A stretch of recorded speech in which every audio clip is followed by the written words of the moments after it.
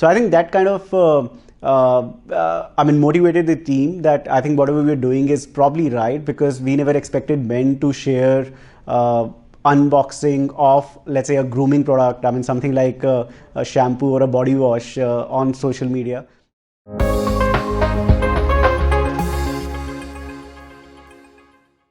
Hi, I'm Hitesh Dhingra, founder of The Man Company.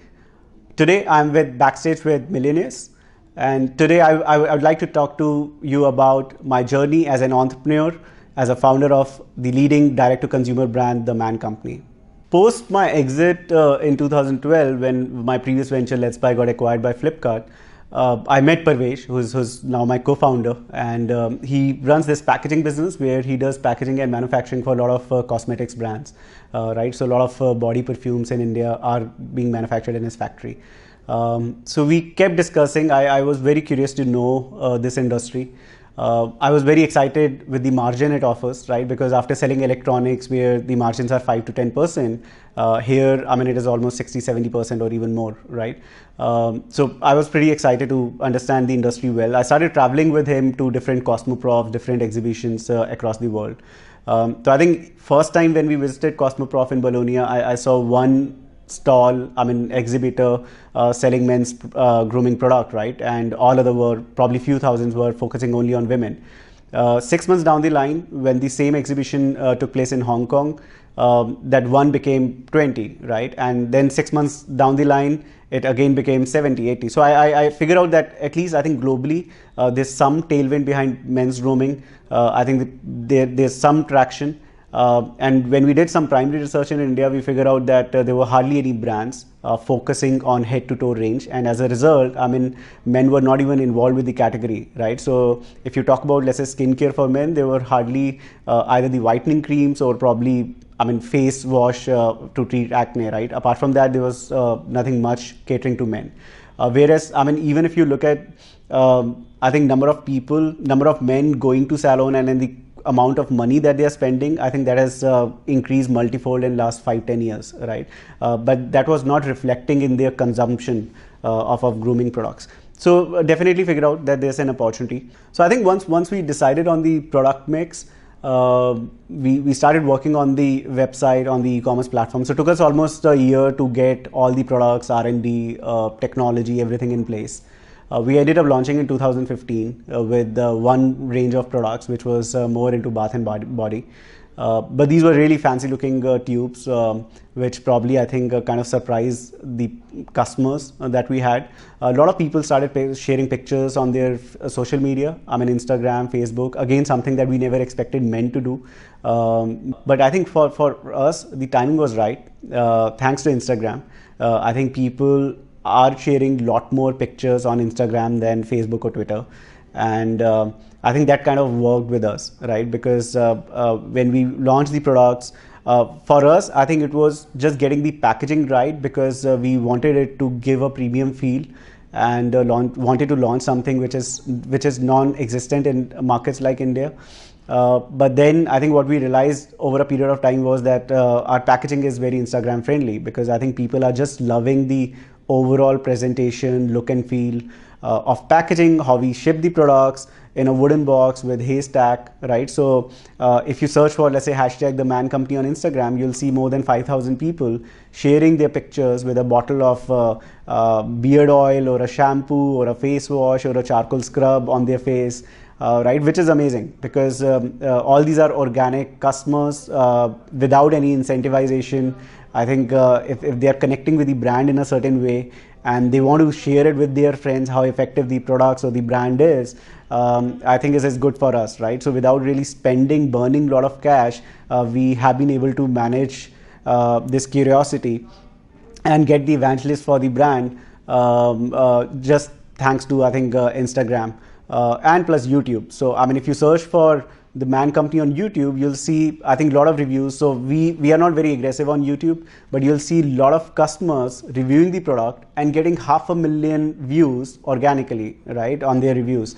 And these are these are people who have probably 5,000, 7,000 followers on YouTube, but TMC product review has got them more than 500,000 views, right? And they're asking us for more products because they want to, I think, ride on the search word, which is the Man Company. So I think that kind of motivated the team that I think whatever we're doing is probably right, because we never expected men to share unboxing of, let's say, a grooming product, something like a shampoo or a body wash on social media, but people were not shying away, right? And so I think there were kind of two things that were working really well. One, the overall product packaging, and second, how we were communicating with the consumer on social media, right? So I think that gave us a lot of confidence.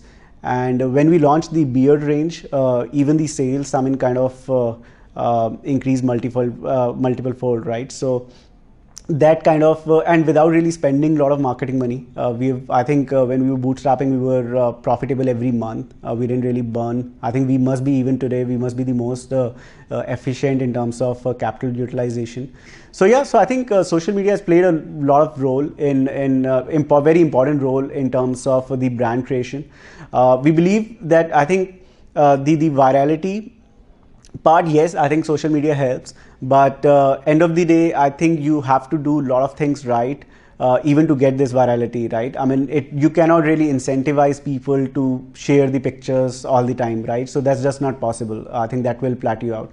So you have to have something inbuilt in the product or the overall packaging, which probably excites the customer, and I think he's automatically incentivized to share it with his friends. I think when we started Man Company, one thing that we knew, both me and Bhisham, who is the third co-founder, we were not really from this industry, right? And even Parvesh, he has been on the manufacturing side, but he hasn't created the brand, right? So I think it was new for all three of us. But then we took it as a challenge. We said, okay, we'll probably grow slow, but then I think we'll probably learn from mistakes and then see where it goes. So there were a lot of challenges to understand the channel, to understand the expectation from the customers. I think in 2012, as per one report, the overall men's grooming market in India was not more than 1,200, 1,500 crores, right? So this was the estimation. But today, if you look at those numbers, the same report claims it to be 12,000 crores. So almost 10x of what it was probably 6 years back. No one expected it.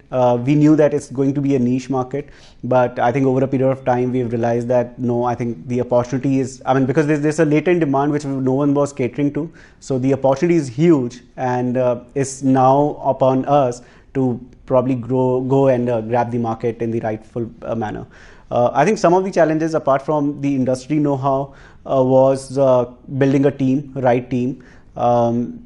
Because I think we didn't want to hire someone from the FMCG background who comes with a traditional way of doing business kind of mindset, as well as we didn't want to hire anyone from e-commerce background, because we know that e-commerce is a high burn business model, right? And after running a couple of e-commerce businesses, I was very particular about not hiring anyone from e-commerce business as such. So we wanted to hire a fresh talent.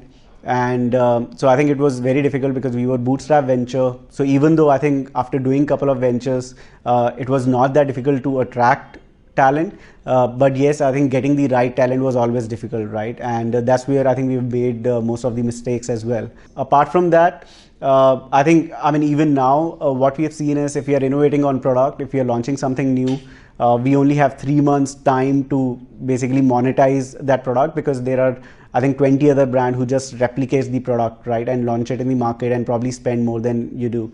I personally cannot think of any men's grooming brand who have done any kind of experiential marketing in India, right? A lot of women cosmetic brands do that. But men, no, not really, right? And majorly because I think most of the brands were existing in mass market, where they were just focused on sales and getting a celebrity, advertising, and just driving sales, right? For us, we I think decided to partner with salons, right? And it started with one salon chain in NCR, in Delhi, but it was one of the leading salon chains. It still is. And I think what we did was we created a therapy using our products for shaving as well as beard grooming, right? So where a salon was probably charging 150 or 200 rupees for a normal shaving, we created a half an hour therapy using all our products, including pre-shave oil, scrub, cleanser, post-shave, shave gel. And the package started at 350 and went up to 1,200 rupees, right? So that gave salon owner an opportunity to upsell the shaving, because it was supposed to be a premium shaving process, right? I mean 30 minutes, 40 minutes for the process. So today we've partnered with more than 350 premium salons across 40 cities in India. And these are all the biggest salon chain names that we have in India. And they offer all our services. A lot of them have replaced the biggest brand in shaving with the Man Company products. And so there, I mean, our customers are probably getting to experience the product, right? And not just our customers, I mean, their customers are getting to experience the Man Company products. And then if they like the experience, they end up buying from the salon itself, right? Now, I mean, we have taken this experiential marketing into corporates as well, right? So we have partnered with co-working spaces like WeWork, CoWork, Innovate, and we've done a lot of these activations across these corporates, as well as some of the leading malls in Delhi, NCR, Bombay, Bangalore. And what we've realized is that it adds personality to the brand, right? So I think that's the biggest learning for me, because once I've experienced the brand, I get connected to it, right? And once you graduate from, let's say, here to here, it's very difficult to get down, right? So you always want to stay there. And as a result, I think customers who have started experiencing our services at salons, they are very sticky, right? Very loyal to these services, right? So every time they want to have TMC services. So I think that's one of the biggest learning, which I think started more intuitively as an alliance, as a business development process, but then today I think has become one of the biggest moat for us as a brand, right? A lot of brands, a lot of startups have got into premiumization. That means they are selling 2.5x of the mass market brands, mass market products.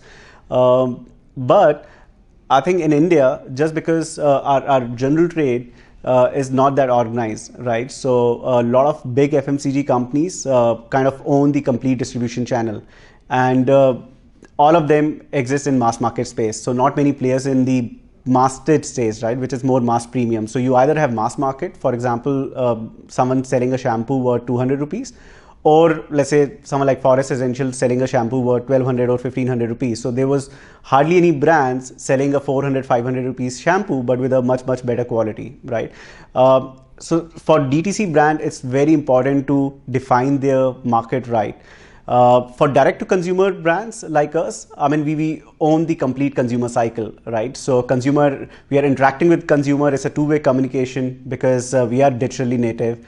We are selling mainly on e-commerce, and even in offline space, wherever we are, we control the last mile experience, right? So that's the concept behind direct to consumer brands.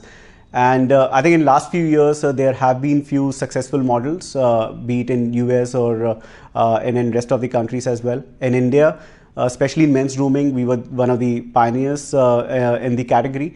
And yes, I think now, I mean, if you look at 2018, I mean, there have been at least 20-30 direct-to-consumer brands in India across different categories and doing pretty well.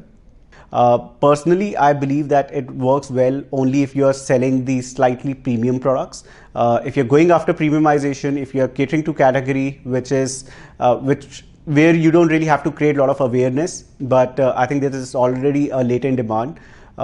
Then if you can use the digital media effectively to create a brand, then probably I think DTC is the right approach for you. In India, I think scope is much higher because of the geographical limitation, because of the infrastructural limitation. It's very difficult for a new brand to invest heavily in creating their own distribution, because there are a lot of challenges. But going DTC helps you and especially I think e-commerce helps you in reaching to millions of customers without really investing heavily on infrastructure, right? So I think that's the leapfrog that you can make as a brand, which was probably not possible 5 years back, but now is very much possible. I remember when I started out, I think it was very difficult to get people to work for a startup, right? Even after raising a Series A, right? It was not easy. It was not cool to join a startup. But today I think it's completely fine, right? I mean, if you're doing a startup, you're probably doing well for yourself, right? So yeah, so I think overall mindset, overall ecosystem, the fundraising, I think market has evolved as well. There are a lot of more mature entrepreneurs who are getting into it, right? So it's not just the mid or late 20s or early 20s, it's also mid or late 30s and early 40s, right? So I think there's a lot of maturity in the overall ecosystem, and that's why we see a lot more exits and a lot more businesses doing well, right? So I think that's the change that I see. Plus I think overall infrastructure has also evolved, right? So a lot of, for example, a lot of entrepreneurs who have succeeded or failed and are probably, I think, have become angel investor, right? So they are also guiding a lot of new age entrepreneurs on their journey, which is a very strong value add, right? And last but not the least, I think a lot of Indian companies, right, or Indian families, they have created their own family fund and have started investing in startups. Bit late, because ideally I think they should have been the first ones, but a bit late. But nonetheless, I think that's again very important, right? Because I think more family funds that we have, because these guys understand the Indian ecosystem really well. And I think they can not just help with finances, but also I think in terms of operation, in terms of scale up.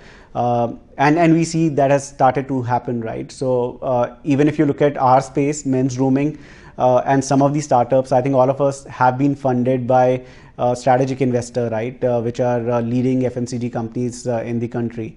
And it's not just about the money that you get, but it's also the overall support that you get, which helps you in scaling up the business profitably. So yeah, so I think overall, yeah, I think great time to be an entrepreneur. And I think way the digitalization is taking place in the country, I think great time to be an entrepreneur in digital space. So I generally like to give two basic advice to any entrepreneur. So one, I think you have to be crazy enough, right? I mean, being an entrepreneur is a roller coaster ride, and you have to be prepared for that.